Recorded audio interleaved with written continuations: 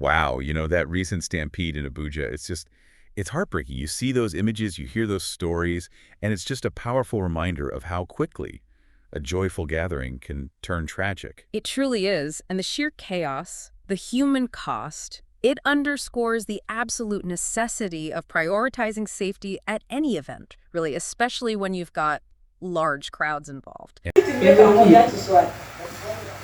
wrong. It's too much. Like me now, I be widow.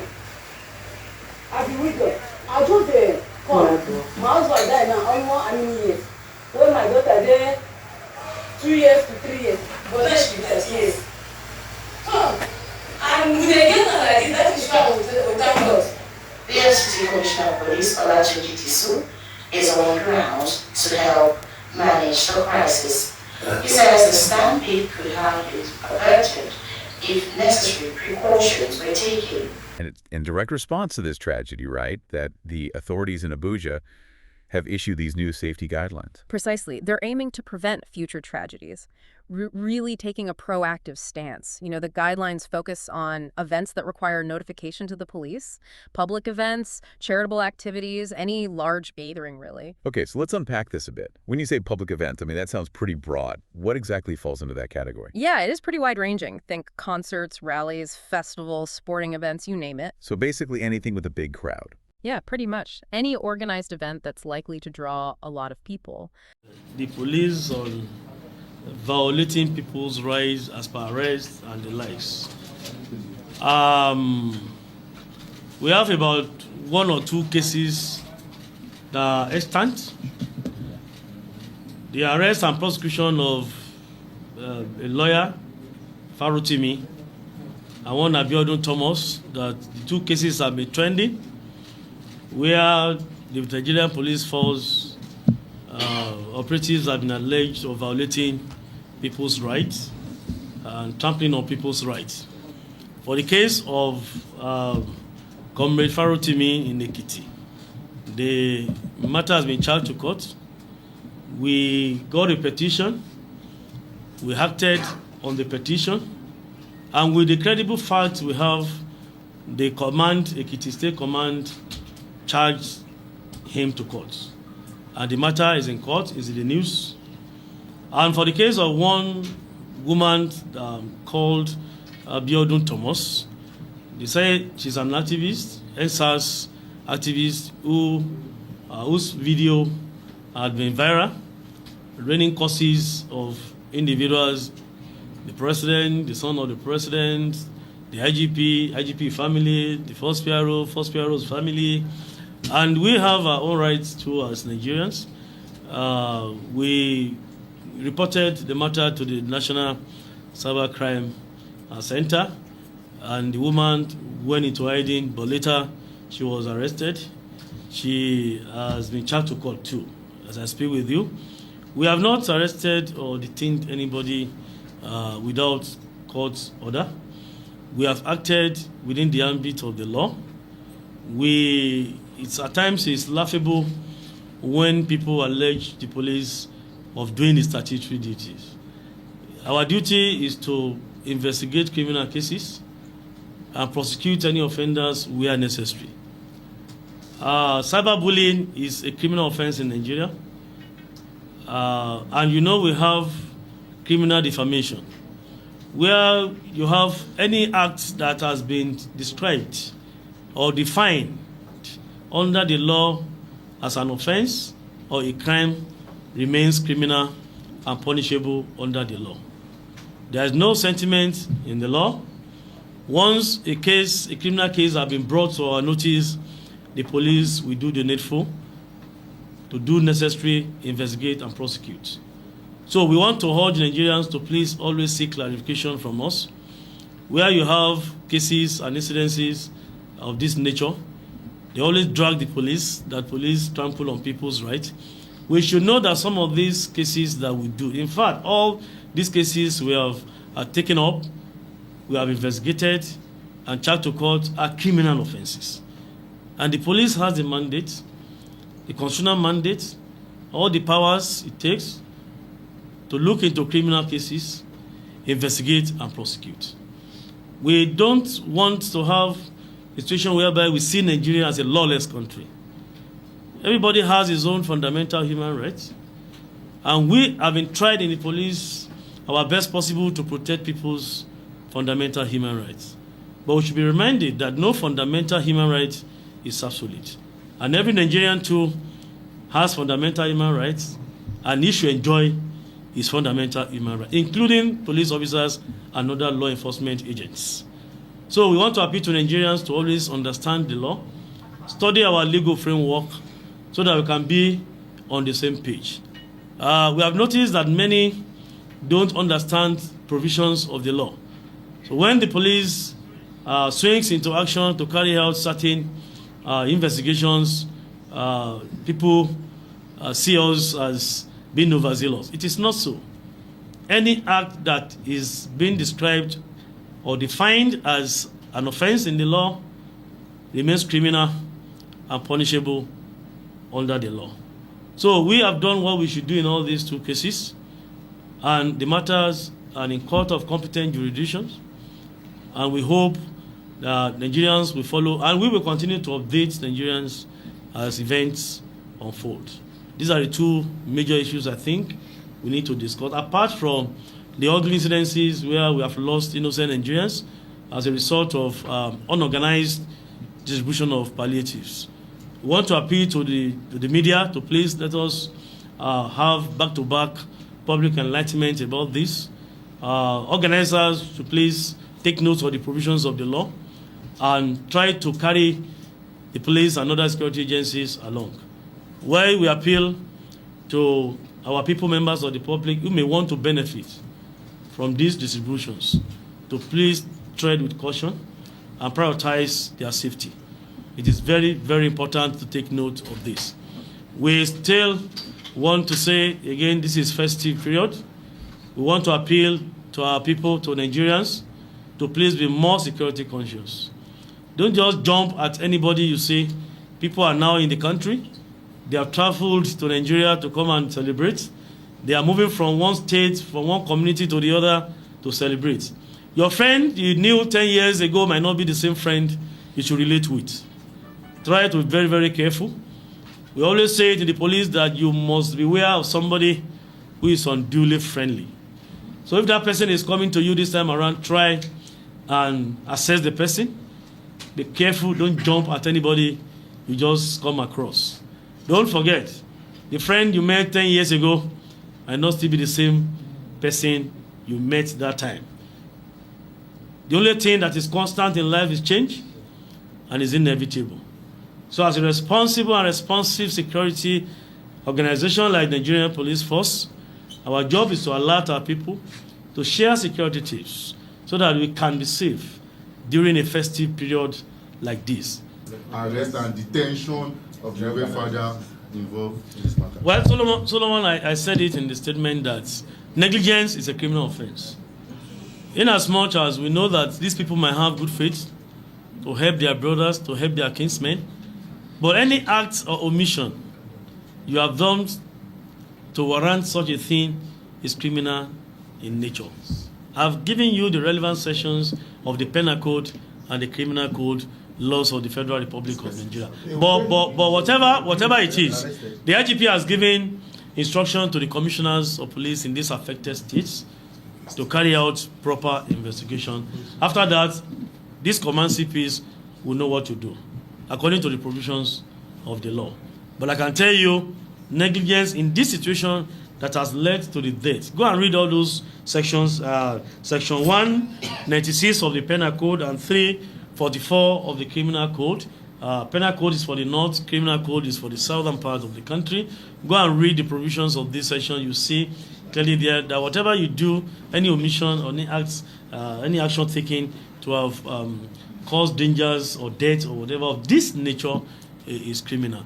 But however, it's left for the CP to carry out thorough investigation and come up with a report.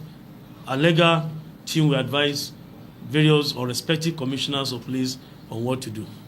Sir, we are all working towards the palliative for people. How long should they reach police? You know, the problem is that when we want to have any event, we take security arrangement to be the least or the last we do. I'm sure whoever that wants to share palliative now must have procured some of these items before now. It's not today. You must have stored them in a warehouse. You must have had plans of how to share. Those you are going to invite. When you are inviting them, we are sharing invitation letters to those that will benefit from various communities, from various local government areas. You should have factored in security arrangements. It's not that we are asking you to even take permission from us, but it is good. We can see these ugly incidences. These are avoidable deaths that they have subjected these young ones to. We still want to reiterate that whatever it is, before, it is not a day thing to share palliatives of this nature, to arrange events of this nature. I'm sure these organizers must have been planning for this. Even if you want to do your party, I'm sure many of us here, the last thing you remember is police. Some people will write to us that, please let me tell the AG, I want to have my mother's burial. It's tomorrow, please, can I have policemen? When you bought your cows, you didn't remember police. When you bought the coffin, you didn't remember police. When you went to go and get the tomb, to arrange the tomb, you have not remembered the police. We need to prioritize security in this country. Whatever we want to have, whenever I want to have any event, any ceremony that will pull crowd, security should be the first thing you put in place, not the last thing you consider. So whatever it is, it's not late. I'm sure many will still want to organize a similar events to avoid unforeseen calamities. Involve us. We help you to see how we can manage. You see, we have private companies. If it is not your job, is not your job. Private company or some of these bankers will not understand the integrity of proper security arrangement. It's a job to have operation order. In fact, there are some that we warrant the Nigerian police force to draw operation order. You know what it means? Operation order is that document that will tell us what we want to do, how we are going to do deployment, and giving assignment to individual officers. So we are still appealing to them for whoever that want to organize something like that to please notify us on time. It's going to help us. That was there before this thing. So let me clear it out there. That possibly the people you saw, I'm not sure we have policemen.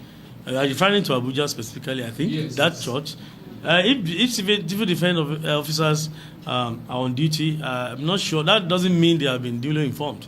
They are there on guard, on beat duty as guards. It's different from having a ceremony where you are pulling a crowd. We are talking of 2,000, 3,000 crowd. Even if you have planned to have 2,000 crowd, to share palliatives, expect 10,000. Yeah. So what if they have not been informed? So you can't blame the men on guard duty, but we need to blame the organizers who have not factored in the number, the turnouts of beneficiaries that they expect at that distribution process. So they must have foreseen such a thing that, okay, with this present situation we have now, and at this festive period, everybody wants to have palliative, to do Salah, to do Christmas, or do New Year.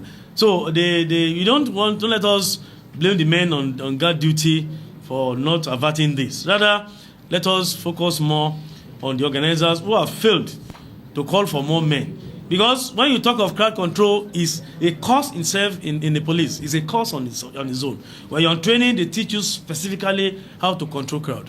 That's why you see we have mounted troop. We have K9, that is dog session. K9 has a role to play. Mounted troop has a role to play. Handmen have roles to play. And plainclothes men have roles to play. We are going to have like 3 or 4 rings of security operatives for deployment to protect a process like this. That's why they need to involve us. It's our job to assist them to arrange proper crowd control for events like this. So if they have not told security operatives, particularly the police, we cannot help that situation, and you can't blame them. What if the Catholic or the priest or the head of the church just decides to start on time and just put a message on social media handles of the church? It's in public domain. Everybody wants to troop in and grab his own. So I don't want to subscribe to the fact that the men on duty ought to have raised alarm. What if they are not aware? What if they have not told them? We have seen a situation where a big man wants to go out and not even told his driver that I'm going out. They've been using phone to call the driver, "Got to go, got to go, got to go." So that is the system in Nigeria. It's just because we take things for granted, and perhaps they think perhaps our members will come. Yeah, many things you have made public is not for your personal consumption again. It's for the general public, particularly distribution of palliatives. People from Niger will come. People from Kaduna will come. Even don't be surprised that people as far as Kogi, Lokoja, they will come. So don't let us blame the men on duty. I think we need to work more on organizers, and that's why this warning is being sent out. And I think a word is enough for the wise. With the report I got from Ibadan, the commissioner of police told me that the police was not aware, and I think no security agency was duly notified in Ibadan.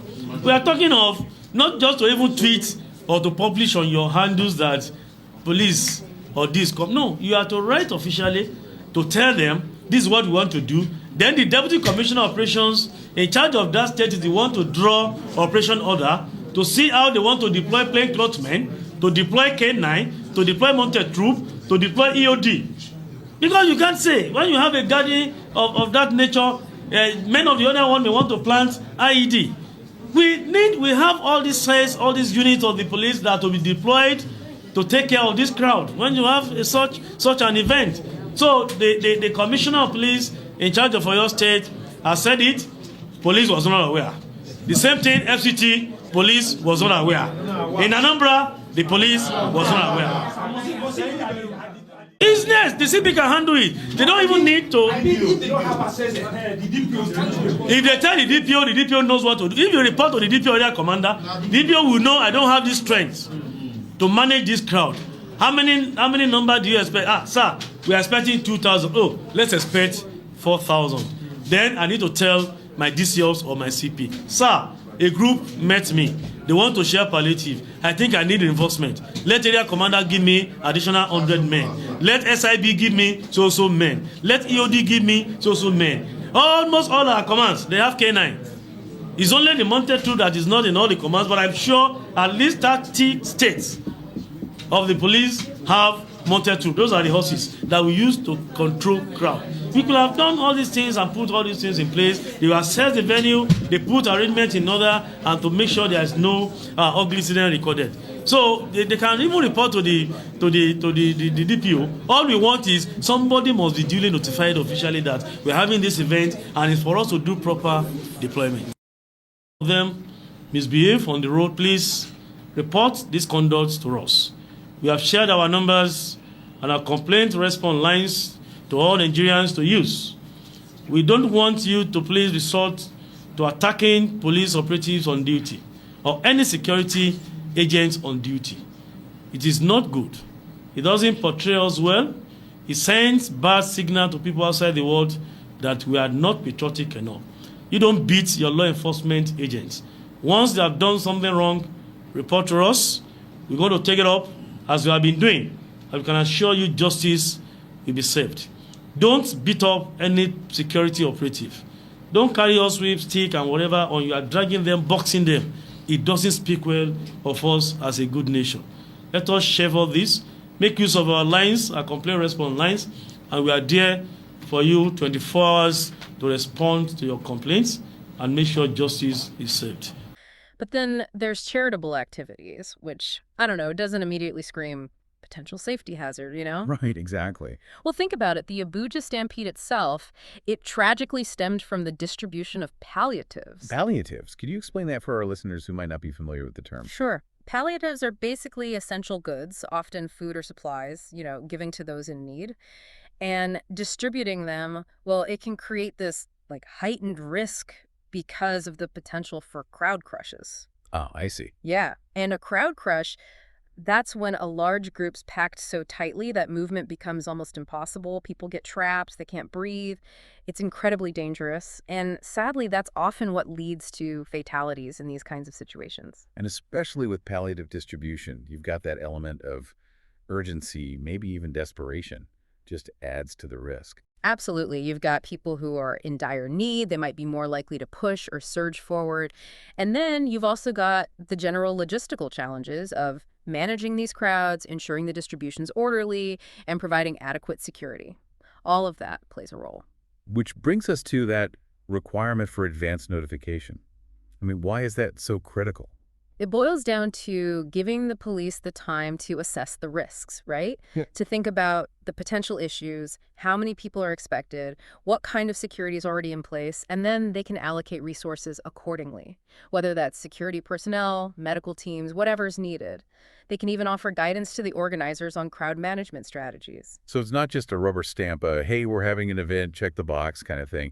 It's actually about a real back and forth, working together to get things right. Exactly. It's about creating that partnership between the organizers and the police so everyone's on the same page. The goal here isn't to shut down events or discourage charitable activities. It's to promote responsible planning and ensure everyone's safety.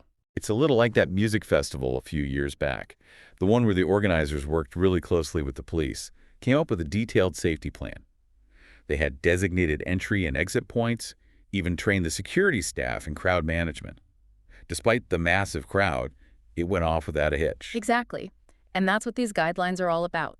Organizers, they should aim to submit their notification, like at least 2 weeks in advance, and include all the important details. Expected crowd size, any security measures in place, emergency contact information, that sort of thing. It gives the police time to really offer their expertise and support. Now, I know there have been some concerns, right? Some folks worried that these guidelines might create a lot of red tape, especially for smaller events, maybe spontaneous gatherings. What are your thoughts on that? It's a valid concern. Finding that balance between safety and flexibility is really important. I think open communication and collaboration are key. If organizers can demonstrate that they've considered the safety aspects, even for smaller gatherings, I believe the authorities will be willing to work with them. It's all about working together, right? Absolutely. So just to recap for our listeners, these guidelines, they're a direct result of the Abuja Stampede. It was a tragedy that really highlighted the need for proactive safety measures at large gatherings, especially when you're talking about charitable activities. And remember, notifying the police in advance, it's not just a formality. It's a chance to collaborate, to ensure the right resources are in place, and to ultimately create a safer environment for everyone involved. And on that note, I think it's also important to remember these guidelines, they're just one piece of the puzzle. We as a community need to have a broader conversation about how we balance the need for public gatherings, the joy they bring, with the absolute imperative of safety. How can we work together to make sure everyone can enjoy these events without fear? That's a question worth pondering, for sure. Stay informed about safety guidelines in your own community. And always remember, when it comes to your well-being and the well-being of those around you, proactive planning can make all the difference. Couldn't agree more. Thanks for joining us. Thank you for having me.